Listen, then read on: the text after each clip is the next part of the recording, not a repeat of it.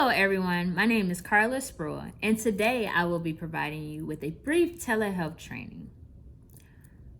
I want to give you a little background about myself. I'm enrolled in Nova Southeastern University's Clinical Mental Health Master's Program. I've been interning with Turning Point since January, and so far I am really enjoying my experience. I am learning so much from everybody that I'm coming in contact with, and I appreciate everyone's guidance, insightful feedback, and the patience with me. Thank you all for what you do. So let's get started. What is telehealth? Telehealth can be defined as many different things depending on what services that are being provided. Today, we're going to focus on counseling services. So telehealth counseling is pretty much online counseling, regardless if it's group therapy or individual therapy. The idea is to mimic traditional therapy, but allow clients to access therapists from anywhere as long as they have internet connection. This does not include telephone calls, emails, or fax transmissions.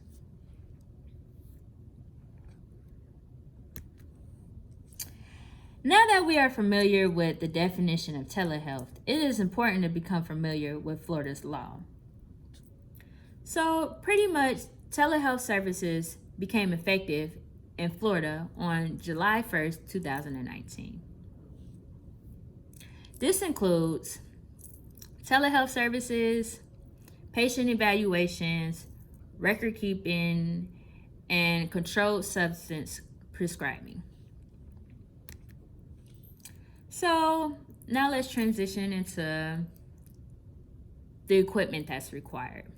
Of course, we need a device, such as a computer, a phone, or a tablet. This is the main ingredients of telehealth services because we need to physically see our clients and hear them, as well as they need to hear us and see us as well. So that's why a microphone and a camera is necessary. Headphones are recommended only if you do not have high quality speakers or if you want more privacy.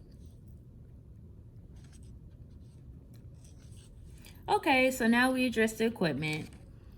Let's address some of the goals that we have. So some of the goals that I put down, I felt like they were very important. Of course, there are more goals to telehealth counseling. So the first one I have is provide a supportive environment. What does this look like? A supportive environment is a place where your clients come, they feel safe, they're able to open up and express their thoughts, their feelings, their emotions, and behaviors. With telehealth, we want to continue to provide effective counseling services. We also want to help promote decision-making process while facilitating the client's potential. Of course, we want healthier clients. What do healthier clients look like?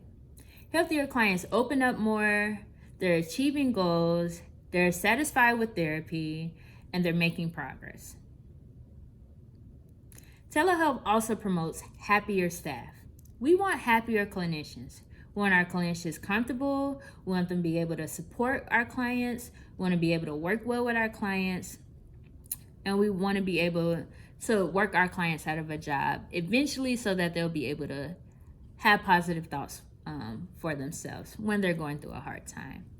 All in all, we want both parties, clients and clinicians, to be very comfortable while utilizing telehealth services.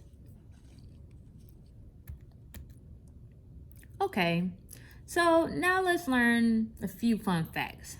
Did you know there was a 70% increase in telehealth services from 2015 since 2015? I didn't know that. Another goal that I have, another fun fact that I have, is that 77% of the clients are more likely to choose services that offer telehealth than choosing services that do not have telehealth options. The next fact that I have is that telehealth pretty much increases healthcare value and affordability for our clients, meaning that clients are more likely to attend counseling sessions because they don't have to worry about transportation or babysitters or anything else that intervenes with them in therapy, their therapy session. The last fact that I have is that 95% of the patients report more satisfied with their experience with telehealth, which is a pretty good number to me. Pretty good percentage, sorry. Now I think it's great to transition our thoughts and focus on ethics. So the first one that I have is be mindful of scope practice issues. This pretty much states that if a client reveals an issue which you are not equipped to treat, refer them to another therapist. Help them transition. This also works if you have a biased opinion that you haven't worked on yet. You do not want to harm the client in any way. The next statement that I have is practice good informed consent, because it is your responsibility to make sure that your client understands everything, their therapeutic process. So you have to break it down in terms that they understand. You have to be clear about the fees, your treatment goals, your treatment expectation, and your privacy policies. It's also important to be familiar with Florida's law when it comes to informed consent when working with children and adolescents. The next 2 points that I have pretty much tie in with each other, and it's pretty much stating that make sure you are working with apps that are secure and protect your client's information, because there are a lot of apps out there that information may breach because the apps are not secure enough. And later on in the process, we will discuss these.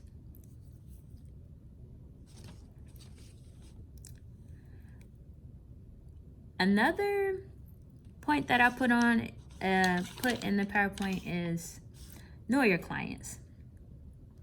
So of course we will know basic information about our clients. We'll become familiar with behaviors. So we would tell the clients pretty much what we're going to do with this information. We have to be mindful that it's our ethical obligation to report abuse and warn of danger. The next point I have is set clear expectations. This is pretty much setting boundaries for your client. They may think, hey, the hours, they're not in the office anymore, so their hours, my therapist's hours may have changed, which this may be true. But some of them may think, hey, I can contact them at any time. My therapist is at home, she's not doing anything, why not contact them? No, this is not the case. Please make that clear, because it will prevent burnout. Let them know, like before, we had set times, we will continue with the set times. And it is important to help your clients become more aware of what they should do if they are experiencing a mental health emergency. Anytime they're in danger, they can call 911. If they're suicidal, there's a suicidal hotline. There are many resources that they can use when you're not available for them because you're off of work. So I included some code of ethics because pretty much it's the same. And I just included a few that I thought was very important. So we talked briefly on informed consent, pretty much during the first session with new clients. We have to make sure that our clients understand informed consent. It's important that they know their rights. It's important that they know they can terminate counseling whenever they feel like it, or refuse counseling. And if they refuse counseling, they should know what it looks like when they refuse, like what happens. They're still going to get, if they would still get charged, things of that nature.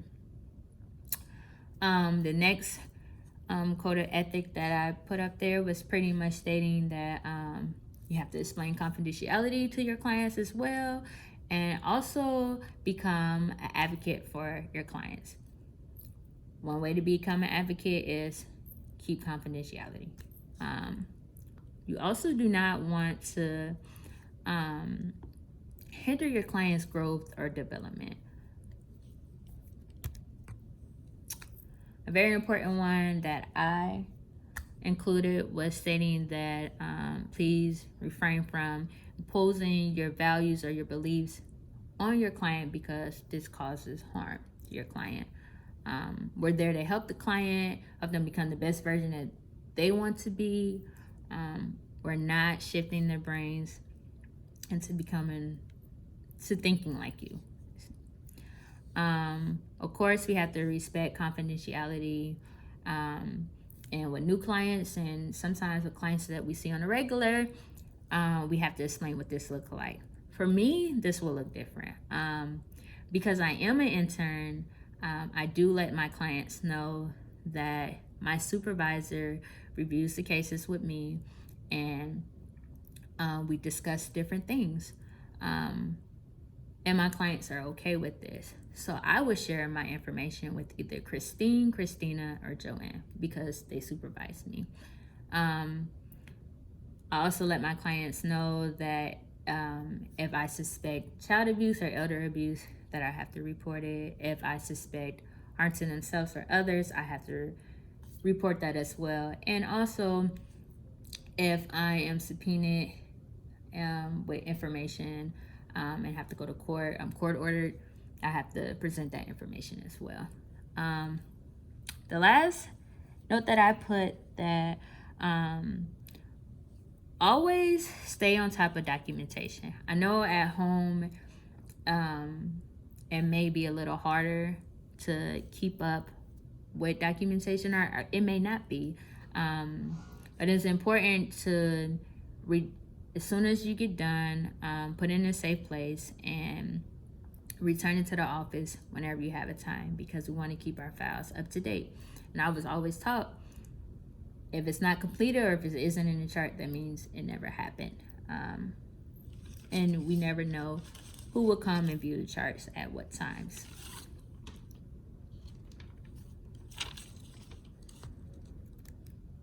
Okay, so since we talked about the code of ethics, we should discuss HIPAA compliant apps. So the apps that I have on the left are non-compliant, and that includes Skype, FaceTime, Google Apps, Facebook Messenger, and standard Zoom. These apps are not compliant because they're more likely to have a breach. Anyone can hack into a therapy session. It's just not secure. So Zoom has a HIPAA compliant app version of the app. You have to purchase it, but it is well worth it. It's very secure.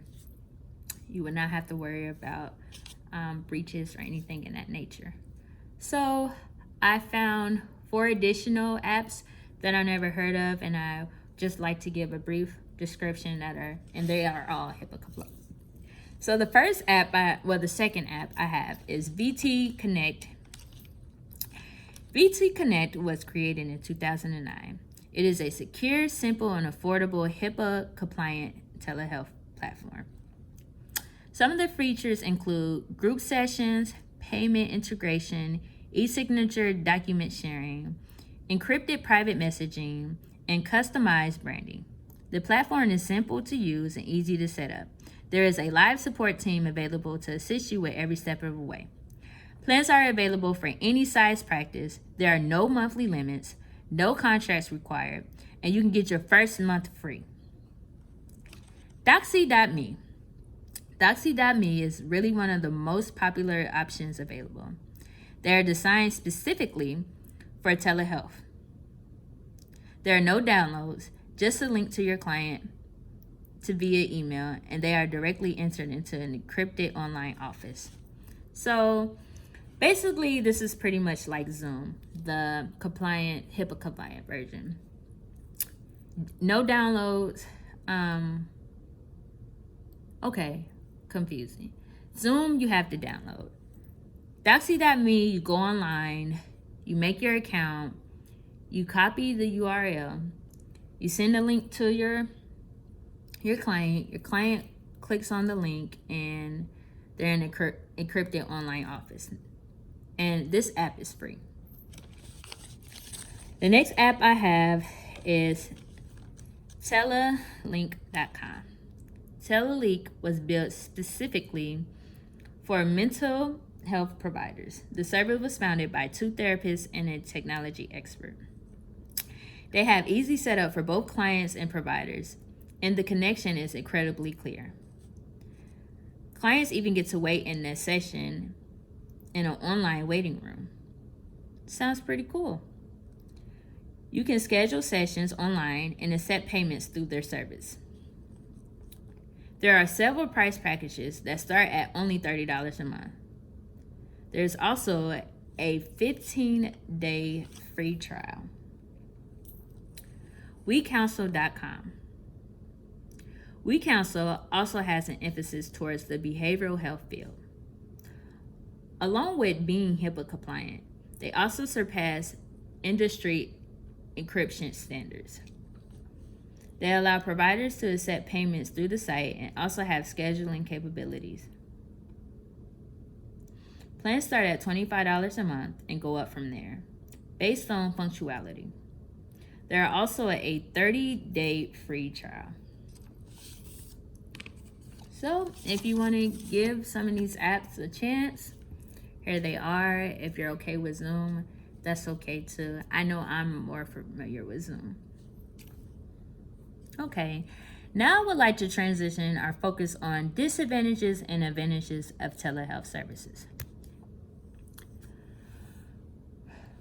One disadvantage I listed was that it may be hard to read the client's body language. So in traditional face-to-face therapy session, let's say you have a client who has a really bad temper, and one cue of the client going off is the client shaking his leg.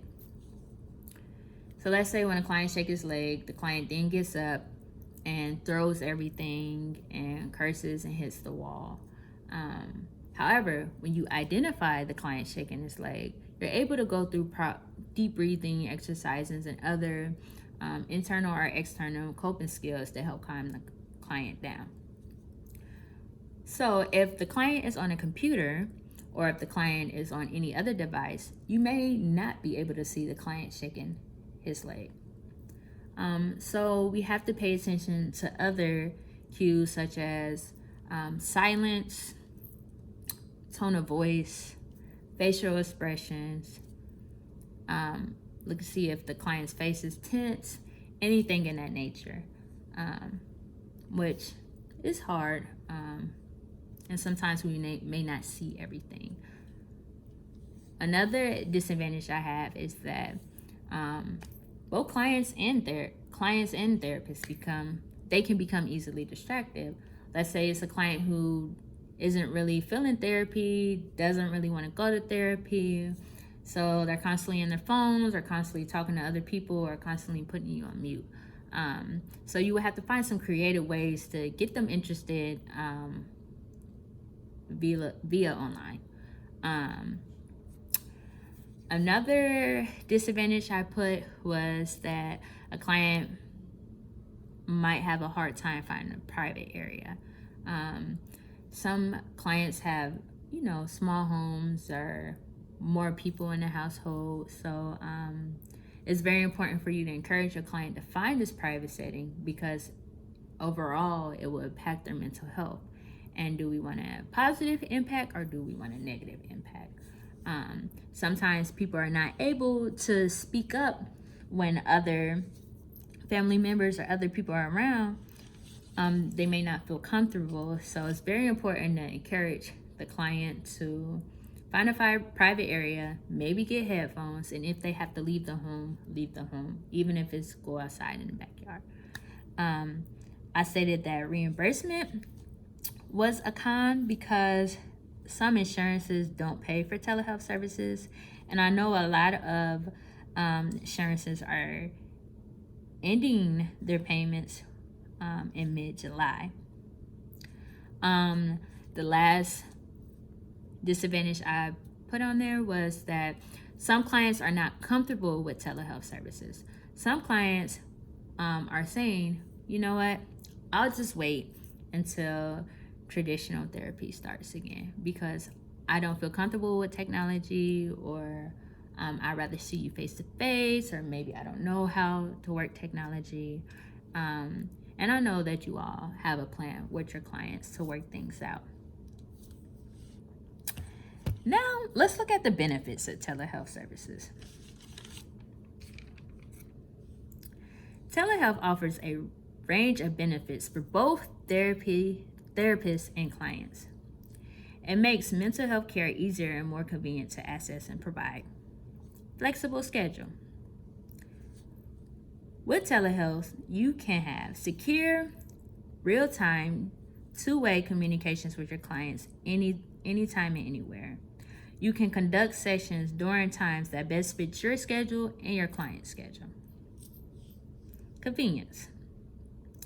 You can provide your services from your office, your home, or even while you're traveling.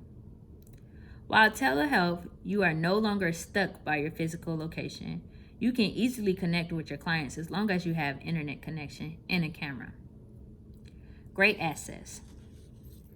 Telehealth can make mental health services more accessible and convenient. Clients may also seek care easier if they have the option to get help without leaving their homes. Telehealth also gives patients with limited mobility increased access to healthcare they may not have had access to before, which means there's a decrease in cancellation. So to sum that up, it's pretty much stating what we mentioned earlier. Clients may not have access to a car. They may have to ride a bus. They may have to catch Uber. They may have to rely on someone else on a ride. And sometimes these options are not promising or available as they like. So maybe they have to cancel appointments. And I'm sure this happens often. Telehealth eliminates that. They're saving money. They're able to pick up the phone on time, or the computer, or whatever device they're using, and engage in their counseling session.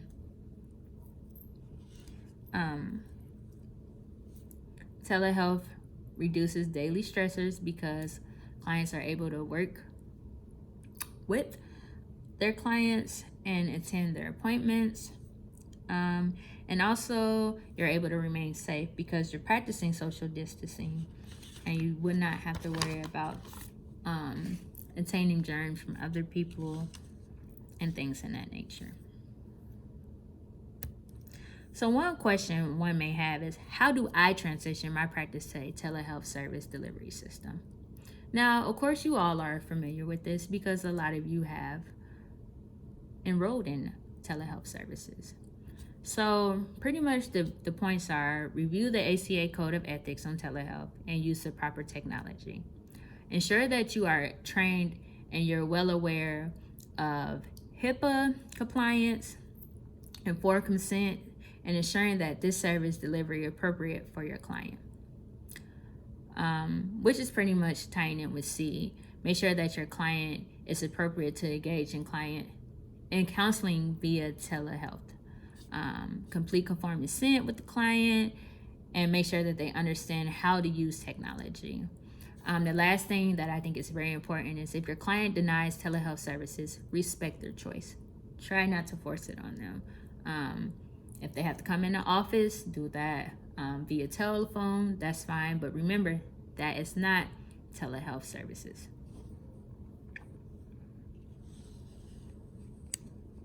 Okay, so now that we are aware on how to transition counseling services, let's look at a few tips. Number one, privacy. Make sure that sessions are private and free of distractions.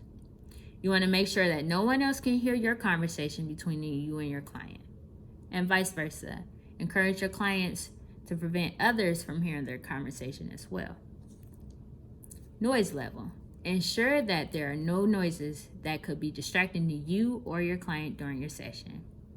Make sure your phones are on silent, TVs are turned off, you're not in areas where you can hear this.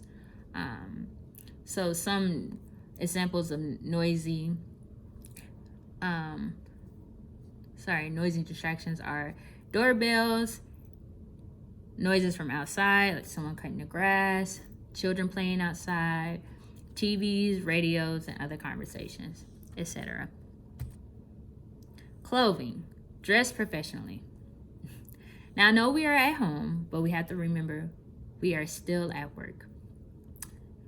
We have to still remember that we are professionals. So we have to dress appropriately. No pajamas. I mean, we can get away with house shoes. No one would see that, so that's fine. We have to try to avoid patterns because they can be visually distracting and can cause eye strain for your clients. And that ties in with your wall colors as well. So keep that in mind. Eye contact. Maintain eye contact during online sessions, okay? Please avoid doing other work, looking at other screens, looking at your phones, or taking notes for a long period of time. Your client will pick up on this, and they may feel discouraged. They may be upset. They may call you out on it if they're comfortable enough to. Just remember, this is their session, and you're giving them 50 to 60 minutes out the day. Visual distractions. Your background and the camera should remain clutter-free. Lighting. So the thing about lighting is that you want to avoid as much light as possible. Not saying that you want your room to be dark, but you don't want to have too much light, because too much light allows your face to look like a shadow. And again, we want to mimic traditional counseling. So you want to be able to make sure that your face is clear and your client sees you, and vice versa. You want to see your client as well because you want to pick up on cues. Try to keep all windows and curtains closed because you're protecting your client's privacy, and also you do not want your client distracted and see what's going on outside of your window. And also it eliminates consistent lighting as well.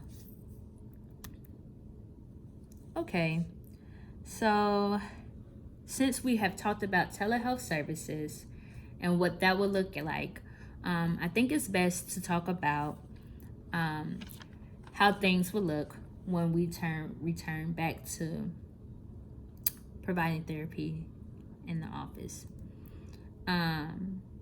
So some clients will say, hey, I prefer telehealth services. I don't want to come back into traditional counseling and coming in the office because it's inconvenient for me, or telehealth may be easier.